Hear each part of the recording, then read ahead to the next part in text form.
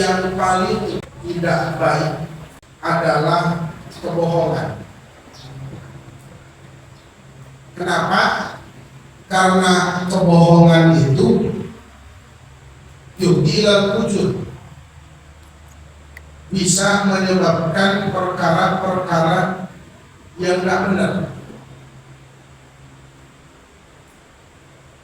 Wal wujud bisa menyebabkan lana, masuk ke dalam api neraka. Kalau orang sekali berbohong, maka dia pasti akan menutupi kebohongannya dengan kebohongan yang lain. Walaupun ada dibolehkan berbohong asal demi kebaikan positif, berbohong demi kebaikan itu boleh. Ada orang mau bunuh orang, lalu orang nanyanya ke Raden, dan lu lihat orang enggak? Ada, padahal lihat, bahkan disebutkan itu boleh. Dan salah satunya juga dalam peperangan. Kebenaran jujur ini itu peperangan. Sekarang berbohong apa sih kira-kira yang paling besar?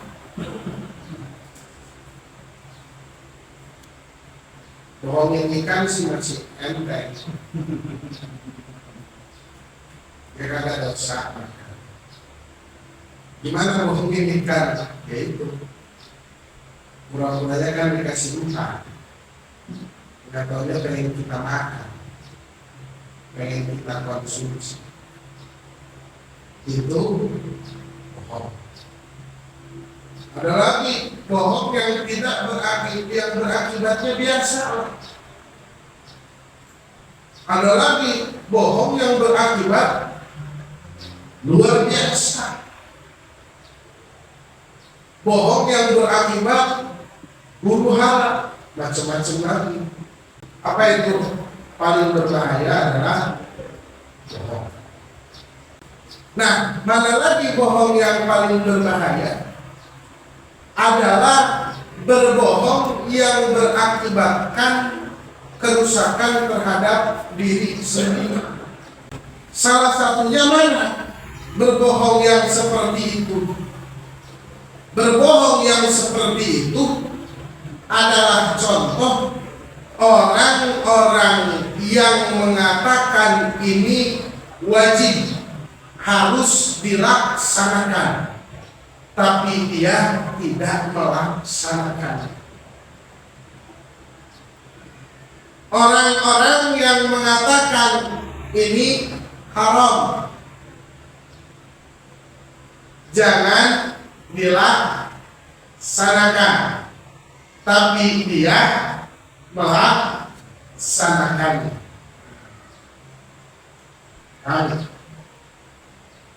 Loh, kok sampai begitu istimewa kebohongan yang seperti itu? Oh, bagaimana tidak? Allah pernah berfirman. Allah berfirman, kabura maqtan indallahi an taqulu ma la taf'alun. Kau bisa bohongi manusia, tapi sekali-kali kau tidak akan mampu membohongi Allah.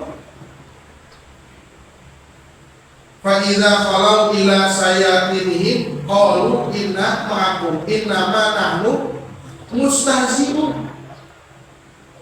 Allahu yastahzi'u bihim wa yamudduhum fi tughyanihim ya'mahun. Ya. Orang-orang munafik sudah merasa bahwasannya dirinya itu berhasil menipu Rasul dengan para sahabat. Orang-orang munafik berhasil menipu Rasul dengan para orang yang beriman merasa. Padahal mohon maaf, Allah mengetahui itu semua. Wallahu khalaqakum wa ma ta'malun. Allah lah yang menciptakan engkau dan apa yang kau laksanakan. Nggak mungkin Allah nggak tahu. Kagak mungkin Allah nggak tahu. Perhatiin. Sehingga dampak murkanya Allah Subhanahu wa Ta'ala bagi orang yang mengatakan kebaikan namun dia tidak melakukan kebaikannya, bagi orang yang memerintahkan kebaikan tapi dia tidak melakukannya, maka marahnya dahsyat. Sampai apa? Sampai tidak ada ampun buat mereka, neraka.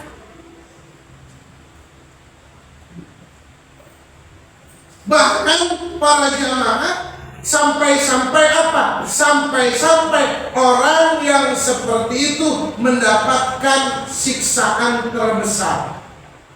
Asyadun nasi adzaban yaumal qiyamah alimun lam yanfa'u ilmuhu. Paling dahsyatnya adab pada hari kiamat adalah bagi si alim yang tidak bermanfaat ilmu. Makanya setelah kita mencari ilmu, pada namun disebut ngaji beres ya. Jangankan ngajinya, mau berangkat ngajinya aja sulit. Mau berangkat ngaji, jangan ngajinya dulu. Mau berangkat ngajinya aja sulit. Penuh perjuangan. Gerimis disebut hujan gede. Apa itu? Mau ngajinya?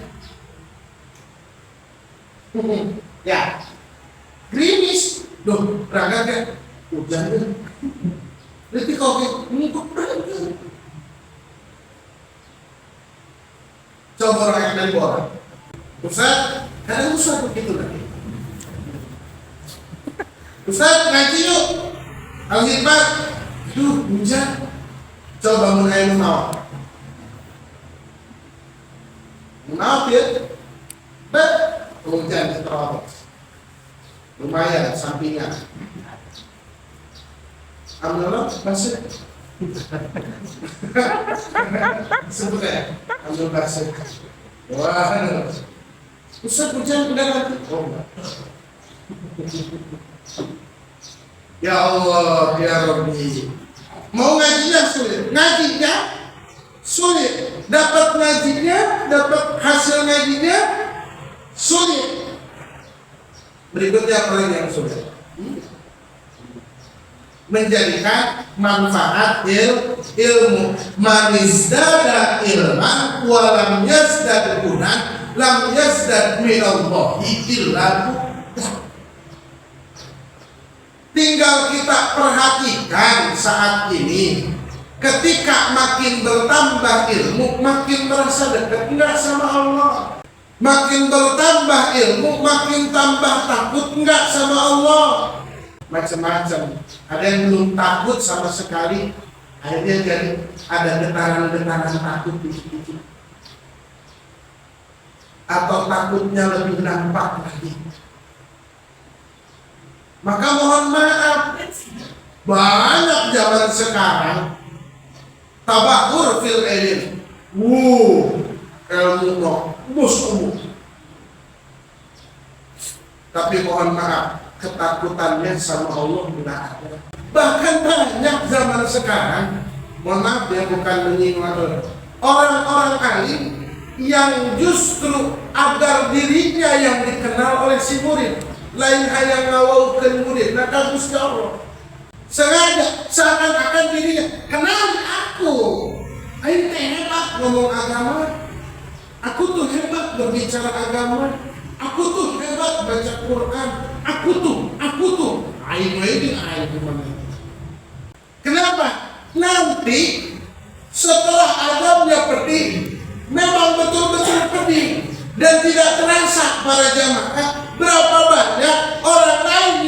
surga gara-gara dia.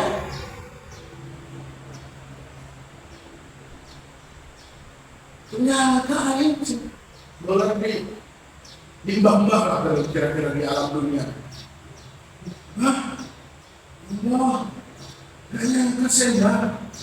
Kenapa? Dulu saya belajar ilmu agama dari Mbak. Tapi kenapa Mbak sendiri yang tidak mengamalkan itu Mbak? Kenapa Mbak ada di neraka? Akhirnya si Mbak yang mohon maaf, dulu saya hanya berbicara tapi tidak saya mengamalkan itu. Walaupun tapi tetap ya ada orang balik deh karena bab kesantria. Walaupun mohon maaf, annal amru bil ma'ruf wan nahyu 'anil munkar wajib. Walau ala tarikil ma'ruf walau ala fa'ilil munkar. Bahwasanya apa? Orang kewajiban amar ma'ruf nahi munkar masih tetap harus diucapkan walaupun dia sedang melaksanakan kemungkaran, walaupun dia sedang meninggalkan ma'ruf. Ini oke. Mereka aja lemah ke mabok. Mabok sih. Bisa juga mabok. Kita lepas tadi gini. Nahyu 'anil munkar itu sudah terlepas dari dosa. Wajib tetap wajib walaupun melakukan itu. Dan itu banyak. Sok bapak-bapak lu ngerokok, anak ngerokok, ngomong apa? Sebetulnya ngerokok. Kenapa bapak nggak gitu? Nah, itu para jemaah yang dimuliakan oleh Allah Subhanahu wa Ta'ala. Diserupakan kalau di sini seperti lilin. Apa lilin itu? Oh, beri keterangan buat orang lain. Orang lain bercahaya, orang lain merasa terang, tapi dia tidak mengamalkan ilmunya. Akhirnya apa yang terjadi? Mohon maaf sempurna. Dia terbakar dengan sendiri. Alhamdulillah ini. Cuman kembali para jamaah, bab ini jangan sampai menjadikan kelemahan kita. Kita itu kan suka meninjau dengan peninjauan yang salah. Seringlah disampaikan, mau kepleset, ya pegangin tiang, mau dipelorotin, ya pegangin celana. Jangan sampai kebalik. Mau kepleset, megangin celana, mau dipelorotin, malah megangin tiang. Kepleset, megangin celana, jadi keplesetnya lebih parah. Mau dipelorotin, malah megangin tiang. Atau lebih parah dari yang lain, merosotkan siapa? Lebih pada dikelar tiang. Dalam artian apa? Oh iya, ini begitu hadis ini begitu bagus sekali. Tapi kalau kita salah berpersepsi, salah cara memegangnya, akhirnya kita udah tidak kemadahan. Baik Ustaz, kenapa Ustaz bilang berubah? Saya masih belum mengamalkan apa yang saya kerjakan. Aku salilahan semua mengamalkan. Akhirnya merasa bebas dengan itu semua.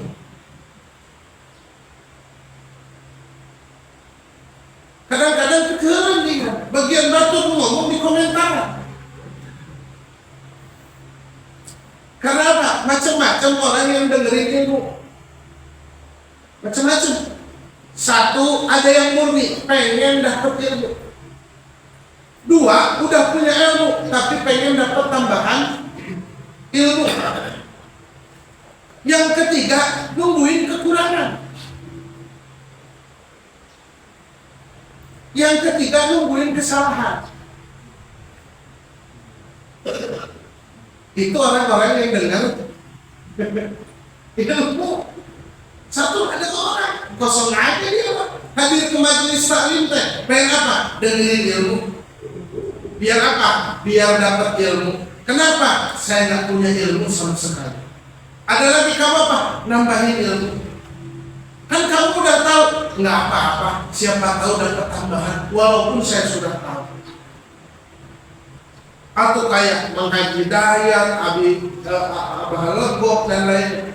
Karena surahan Allah, logahapan surahan Indonesia jarang mau. Juga dia ke Muhammad Salih. Namun juga mereka usia keilmuan pun lebih tinggi beliau. Nah, nambahan. So, ada yang misalnya kapan? Seperti ada yang kedua, nunggu kekurangan. Aduh, kurang anu. Ngajar karena lagi jalan, kayak sempurna waktunya, ngaji langsung taruh suruh.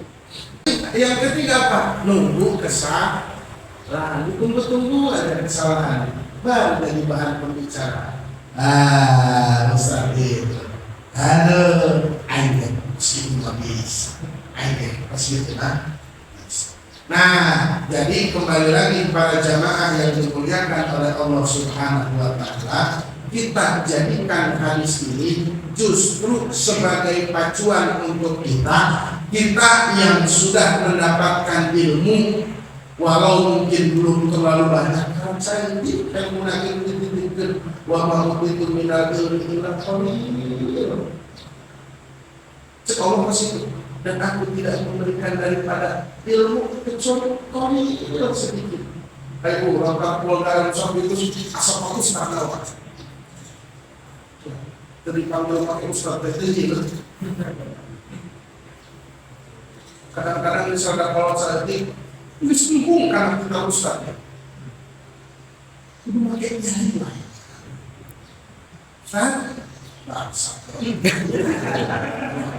Saya sih panggil ustaz.